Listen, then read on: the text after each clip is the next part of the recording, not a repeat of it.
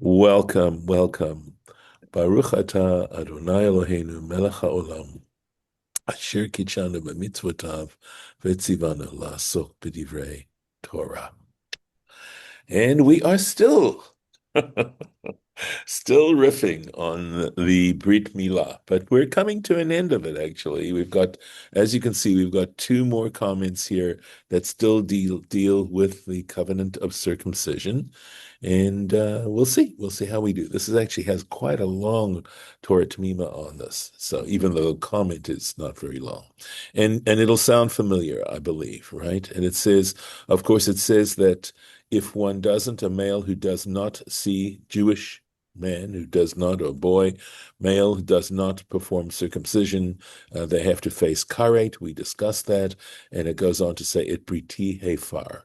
He has profaned, he has violated my covenant. Okay, so there it is, "Et briti hefar." Remez, this is an allusion, limshoch, lemashuch. In other words, a mashuch is someone, and Torah Temimah is going to explain that, to someone who has been circumcised, but draws the skin around the top of the penis again. So, shechayav limo, he is obligated to circumcise once again, to remove it. He should not allow that to happen. And I think, was it Morris, did you comment on it the last time, or was it possibly Mead who explained that very often it happened It was, because out of it embarrassment? I'm was sorry? me. Yeah. Yeah. Okay. Right, and that it wasn't done necessarily just to deny it, but rather out of a sense of embarrassment and for that reason. At any rate, and we talked about this. He's going to comment on this once again. So let's go to Memhe down here. Mashuch, so a mashuch, it actually means to draw, right, to pull. Hu hamahu, it refers to someone who is circumcised. Shenim shecha orlato, right. So here we go, that his foreskin, right, has been pulled. So he obviously doesn't have a foreskin anymore because he's been circumcised. But that thin skin is going to be pulled over v'chista ha'atara, and it covered the corona, okay, the top of the penis. So again, here it doesn't necessarily mean shenim shecha is a passive form. So here it's sounding like it wasn't something that this person had done himself, but rather that somehow biologically it happened, right? That somehow the skin continued to grow and then covered up the top, right? That's the way it is, nimshecha, right? Ukvar katavnu, and he says, and we've already written b'pasuk hakodem in the previous verse, the midin Torah, that actually according to the Torah law, right, according to Torah law, ein hamashuch chayav b'milah shenit. He doesn't have to. There's someone where this happened to them. It doesn't. He is not obligated to a second circumcision. Now that's what we're reading, right? We just read that. Okay, and that's the point. It says "Varak mida Rabbanan," and only from a point of view of the rabbis. In other words, again, this is a very, very important concept within traditional Judaism, and that is that we have Torah law that is in the Torah, and that is derived through logical and hermeneutic principles and principles of logic and legal inference that come from the Torah and are called the Oraita. But we also have the fact that the rabbis, the rabbinic authority, have, and this is actually, Maimonides points this out, this is actually based on statements made in Deuteronomy that say that when you have a situation that you of Torah or law, Jewish law that you don't understand, or law that you don't understand, you should go to the authorities of the day, and they have the right. Now, Adi Rabbanan essentially are rabbinic strictures where the rabbis make a law, they pass a law, an edict, in order to protect and preserve Torah law. Essentially, that's their motivation. And that's called, and here's the word, midah rabbanan, right?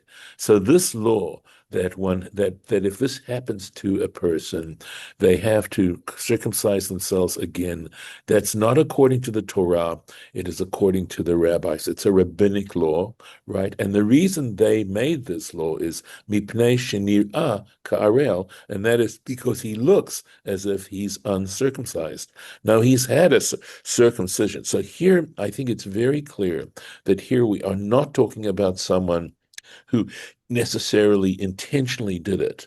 But we know, certainly I imagine if you're in medicine, if you practice medicine, you know that there are rare but exceptional cases where the body acts in ways that are not typical. And this is an atypical way in which the body has reacted to the circumcision, and it's created another foreskin for this person.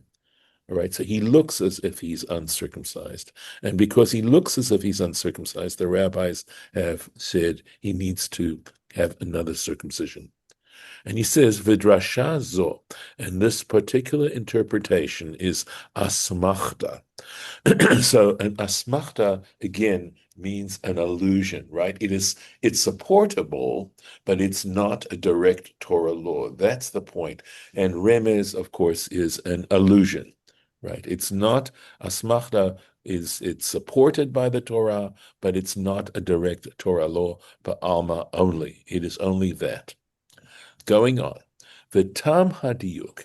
And what about the basis for a diyuk means looking at this verse and being able to draw this inference by the way in which the language is stated in the Torah. So he's going into now the actual language of the verse and saying, well, what is the basis, right? Is there some substantiated basis within the verse itself that supports this interpretation? Yesh lomar, one can say, de marbe milashon, that berabe. In other words, he's going beyond the letter of the law and saying that he has to have a second circumcision. That's merabe, right? He increases it from mimlashon, from the language et. Right? Because it says, has the use the word et. Let's go back into the verse and see. Do you see et bריתי? This et isn't necessary in the verse to understand the verse itself. It could have just said, bריתי hefar, he has profaned or violated my covenant. This word et, right, put in there is seen as an additional word for an additional level of interpretation, right? And we're going to see what he has to say, right? Here we go. Okay, so here he says, b'chol makom, that in every place, marbe tafel, what it does is it includes something then, the et includes something of secondary importance. Right. So the important thing is, of course, the foreskin that he's born with, but tafel is referring to something that happened secondarily. Right. And he gives examples. Kamo velo yochal et besaro. Right. That I think this means, right. So he should not eat its meat. Right. That's what it means. Literally, it shouldn't eat its meat or its flesh. Right? But it's got this et here. And here the interpretation, this is in a whole different context, right? Et hatafel lebasaro. So the et means something that is secondary to the meat, and it means oro. So the thing that's secondary to the meat would be the skin, right? The hide of the animal. And this is in Baba Kama, the tractate Baba Kama, page 41a. Another example, the rachatz b'mayim et basaro, and again here it says, and he shall wash in water, right? And it's got et basaro, the et there of his flesh, he should wash, right?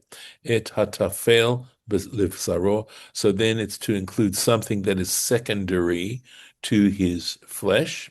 In other words, sa'aro. So in this case, of course, it would be his skin. So what's secondary to skin? Sa'aro, the hair. So he has to wash his hair as well. And that's the Eruvin in Eruvin, Tractate Eruvin, page 4b. Right. V'hadildul shebemashuch. utafel basara. And the dildul shebemashuch, and those strips of skin that were loosely attached, utafel lavasar. In this case, it is secondary to the actual flesh of the member, okay, of the member. Vayitachin od, and it would appear furthermore, mishum dehafer brit, right, that someone who violates the covenant, yomar b'kitve kodesh, that the concept of violating the covenant is mentioned in scripture, right? Or not just scripture, but in the holy writings is what it means, right? Al habrit, right? It's referring to the covenant, shekfar ne'esa. So it's talking about a covenant that was already established, vahanimol, and one who has been circumcised. Shekfar shamar et habrit. In other words, to say you violated the covenant implies that you made the covenant and then violated it. That's the idea of hafer brit, that you actively violated what you had done. You had negated it, right?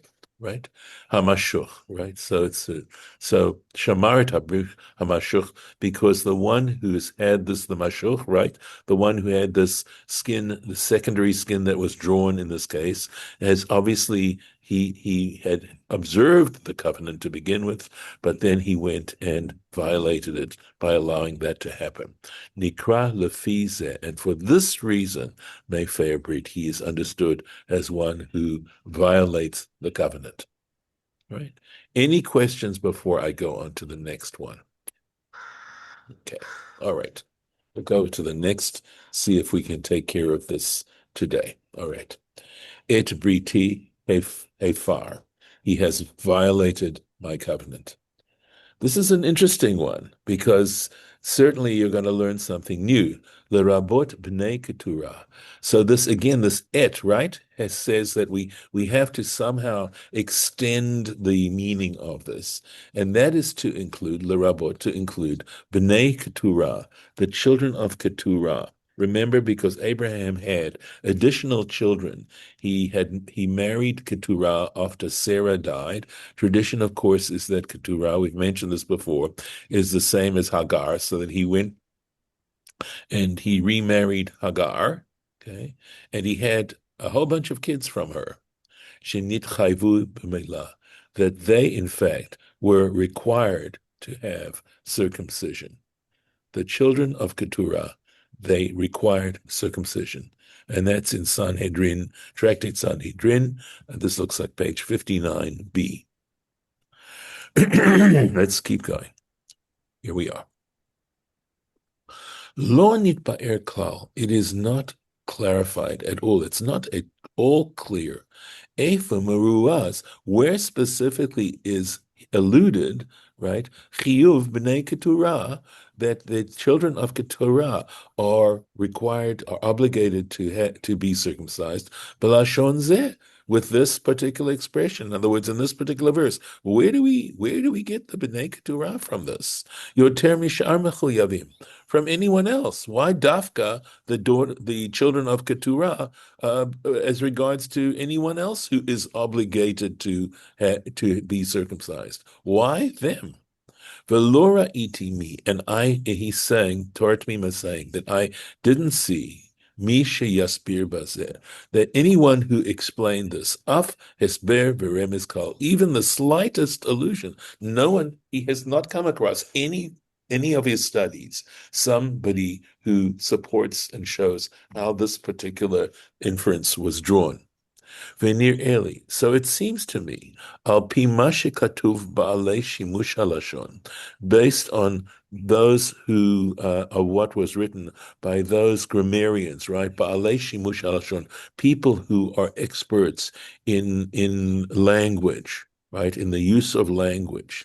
Dehapal hefar, right? That this verb hefar, to violate, Yunach al davar shemitziuto mufar, that we're referring to something over something whose very existence is violated. Its destroyed. It's gone. Va'avar min ha'olam, and no longer even exists at all. So this word haifar has the connotation of something that is totally destroyed. It's done. It's finished, right? It's extinct. La'ad ululamim, forever and ever, miblish hishir acharav, without leaving after itself, kol zachar usherit, any kind of remembrance, right, or remainder. There's nothing left of this. This is something that's totally destroyed. Okay, nothing left of it. That's hefar. Masha ein kain, onochein. This does not apply hapal batel, where we use the word batel, right, which means sort of no longer operating, right? Yunach gam, because that also still it can be applied. Al bitul zmani, about a temporary, where something is no longer operating, that's just temporary. She'efshar sheyitchadesh v'yashuv, where there at least is the possibility that it might be renewed and can return. Ve'ien tosafot, and you can check out the Tosafot. We know Tosafot is those Rashi's grandchildren, right? In on the Talmud, Shabbat, right? In the tractate Shabbat, page 20b, Divrei Hamatchil, and the catchphrase in which you can identify this particular comment of the Tosafot. The catchphrase is Anan. We is what Anan means. Vehine, right? And indeed, Adam Yisrael she'enonimo, that when it comes to an Israelite, a Jewish person who is not circumcised, me'ezo sibasho, for whatever the reason, efshar lefaresh she'im bitula, you cannot in this case say that in the fact that he neglected to practice circumcision, right? Hu fara kol mitzvat milah, that in fact the entire commandment of circumcision has been annulled or violated al olam forever. Just because he himself, for whatever reason, didn't practice circumcision, you cannot say now that regarding this particular person and any offspring he has will never ever practice circumcision again. Ya'an, for the reason, ki imhu lo nimo, because if he himself isn't circumcised, yimolu banav, right? V'dorotav habaim. It's quite possible that his children, right, or the coming generations will be circumcised. He hasn't ended that whole idea, right? Masha enokein, but this would not apply, Pnei Keturah, to the descendants of Keturah, the children of Keturah. So let me make sure I've got the right place here. Yeah, okay. Okay. This is very often it'll give you the next word, but maybe just on the next place. Piresh Rashi besugyan. So Rashi, if we look at this particular section here that's being cited in Sanhedrin, right? In sugya means a particular Talmudic discussion, right? The chiyuv milata, that with regards to the obligation of the children of Keturah to be circumcised, hayta rak be'ela hashisha banim. It only applied, saying they were obligated to circumcise, it only referred to these 6 children, hamafurashim b'Torah, who are mentioned in the Torah. Okay, so there are 6 children that Abraham had with Keturah after Sarah died, right? Sof Parshat Chayei. This is mentioned at the end of the Parsha, the Torah portion of Chayei Sarah. Vetula, but nothing more. That was it. It came to an end. Just those children and no more. Klomar, that is to say, Sheladorot lo nitztavu klal, right? That as far as future generations, the Zera Keturah, the seed of Keturah, were not commanded at all, al hamilah, regarding circumcision. So it was just, in other words, Abraham was alive, he had these children with Keturah, and he was obligated to circumcise them, and that's it, according to Rashi. Ulefize, and if we hold on to this, right? According to this, imhem lo yumalu, in this particular case, right now, following what we just analyzed when it came to the word hefar as opposed to the word batel, right? If they were not to be circumcised, hare heve, indeed, it would be as if, kamo kala v'nitritza, or nechritza, excuse me, it would be as if it would be completely sealed off from them.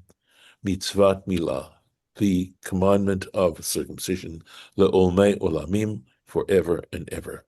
So if they weren't circumcised, since they were the only ones who were obligated to do it, it would come to an end.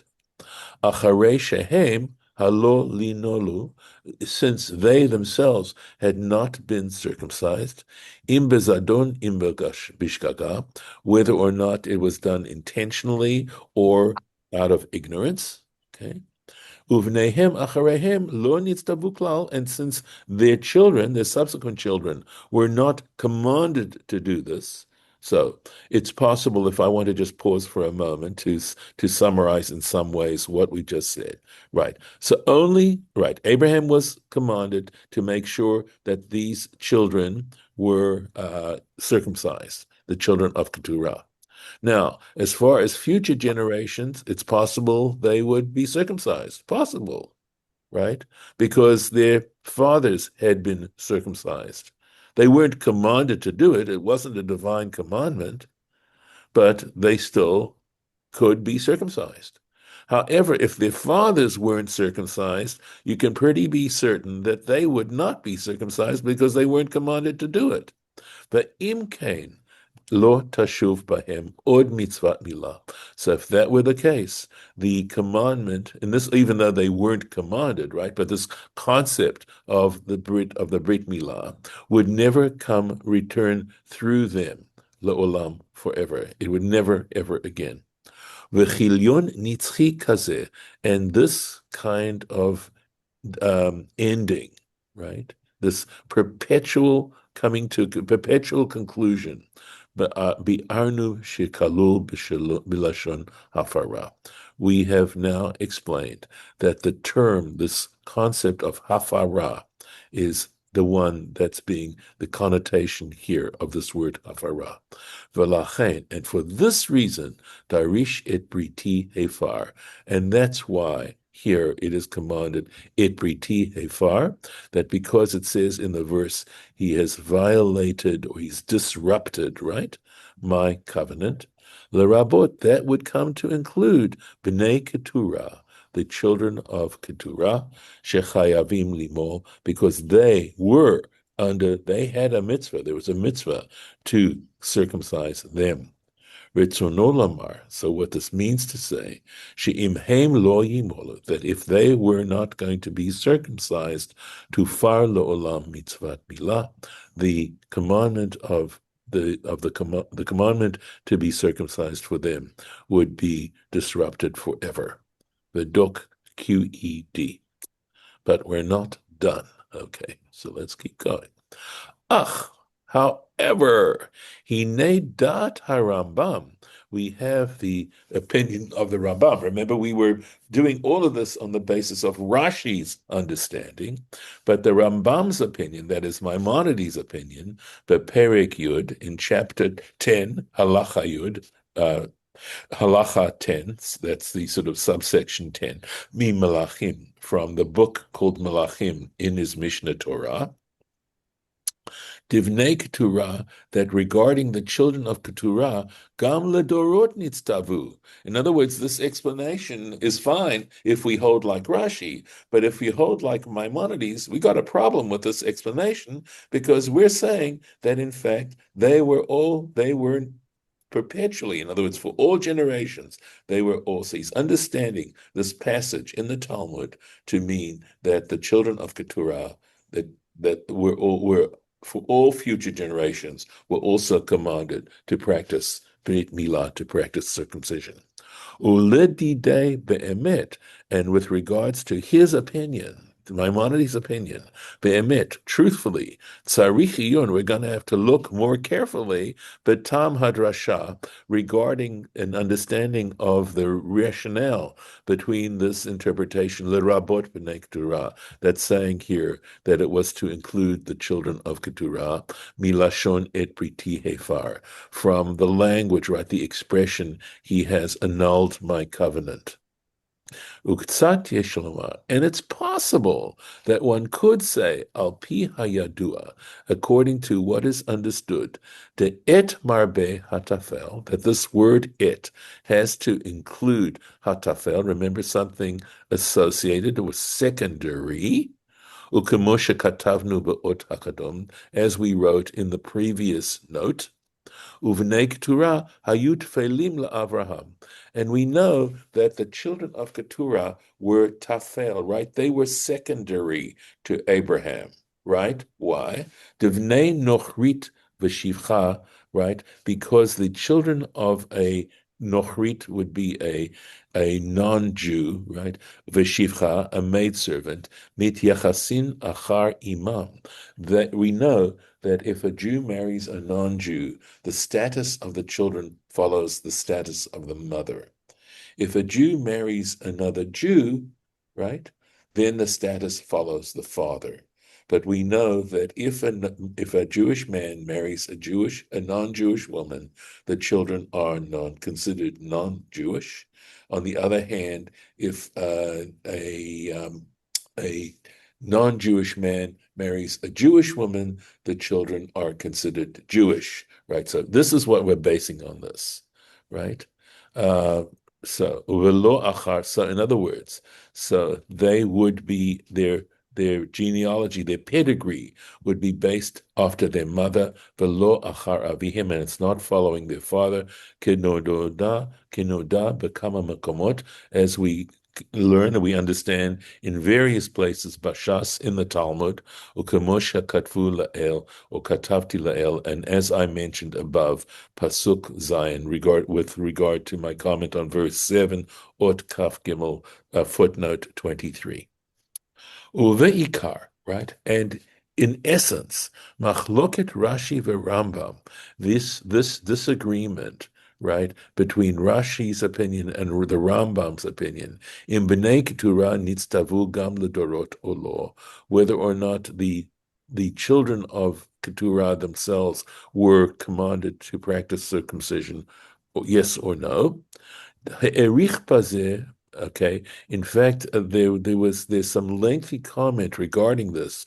Besheolot uchuvot, in the responsum of, and the Shin Aleph. I actually looked up Sha'agat Aryeh. There's a work called Sha'agat Aryeh. That's all I can say right now. I'm not sure who the Aryeh is in this particular case, or who this was written by, and I will try and mention this possibly in our next lesson tomorrow. I'll look up who the Shagat Aryeh is and see, but I think it's a well-known work. Okay, so give me a moment here, and I'm going to put this in. Okay. Let's see, I'm not sure if I'm spelling this correctly.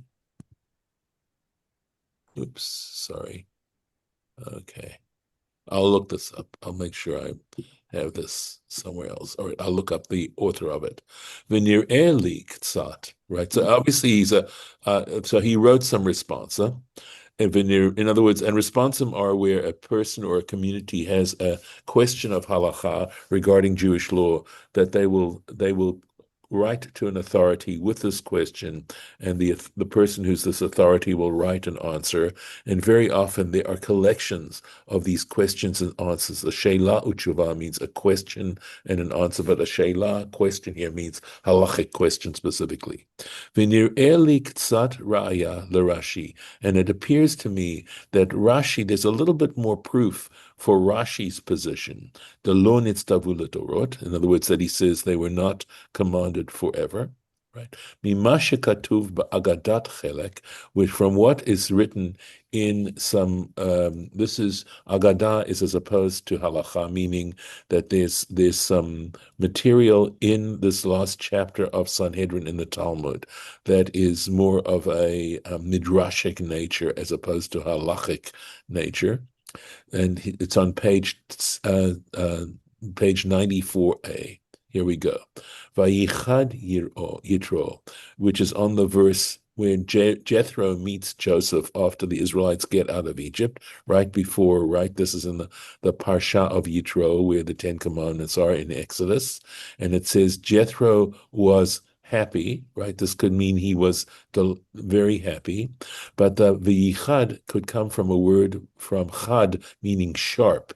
And that this verse that says Vayichad Yitro, those are the words in the Torah, She'evir cherev chada, that is alluding to the idea that Jethro passed a sharp sword al besaro on his flesh, that is to say, klomar shemalatzmor, that in fact, after he heard what happened to the Israelites in getting rescued from Egypt, he decided to circumcise himself. Umuvoar, okay. I'm gonna have to look at this.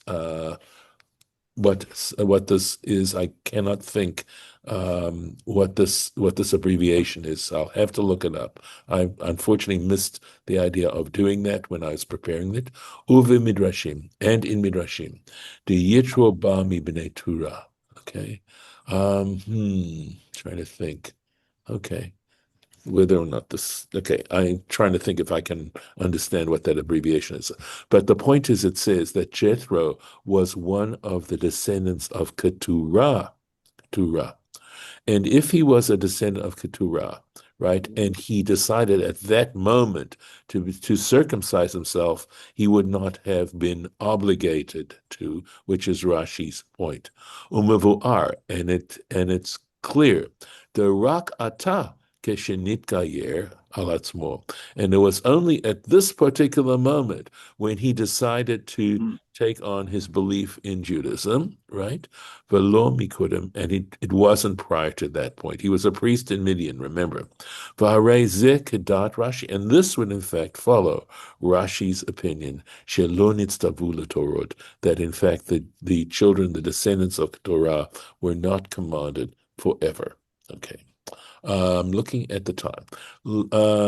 Let's stop here. I'm going to stop here, and I will see about doing this, continuing this tomorrow, finishing this up tomorrow. There's just a little more to do, and I will take care of it, God willing, tomorrow morning. So, okay, I'm going to stop the share and see if any of you would like to comment. Any thoughts? Yes. You said Keturah and Hagar. Yeah, one of the same. Correct, Lenny. Yes. How are they absolutely sure about that, and why? Why did they change the name to Hagar? Okay, great question. Great question. All right.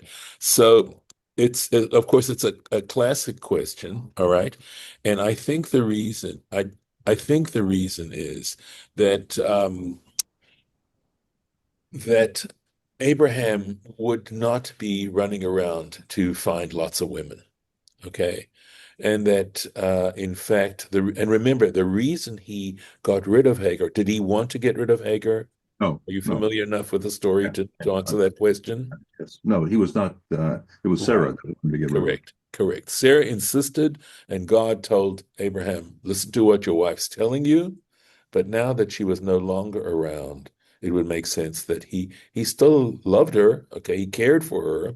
I mean, he only married her because he didn't really marry her, right? The reason why he was intimate with her and had a child with her was because that's what Sarah asked of him. Right. Okay. So it's consistent with the idea that, after she had borne him a child, a son, right, that he would want to, continue the relationship if it wasn't going to hurt Sarah's feelings. But we know for a fact that he was loath to get rid of her. I'm just questioning why the name was changed. Why wasn't it? Okay, that's again, that question is answered. I'm blocking on the reason why. Okay, the word Keturah is related to the word. Incense. Yeah, exactly. Yes. Ketoret, right, would be incense. In other words, something. It's like an act of burning something, like burning incense as a sacred act. And so maybe it's talking about a level of holiness that she had. You mentioned also that Keturah was not Jewish, but neither was Sarah at that time. Well, she would be because she would take on because at Down that the particular, down the road, but there were no Jews at that time of no, there were no Jews at the time. But uh, remember, she hitched her wagon to Abraham. yeah. The other thing is most Arabs are circumcised. I know, but that's because of Ishmael. Yeah. God, okay, when that, in fact, it'll mention that Abraham circumcised not only himself, but But also Ishmael, who was 13 at the time. right, right. I don't know if Muslims practice circumcision at 13. I've never heard anyone who I know was Muslim comment on that, but I can't even imagine how painful that has to be. I think that the Muslims also circumcise at the eighth day Really? after. I'd have to check it out. I guess I could Google I the think question. I think they Yeah. do on the eighth day. Okay. But Ishmael was circumcised at 13.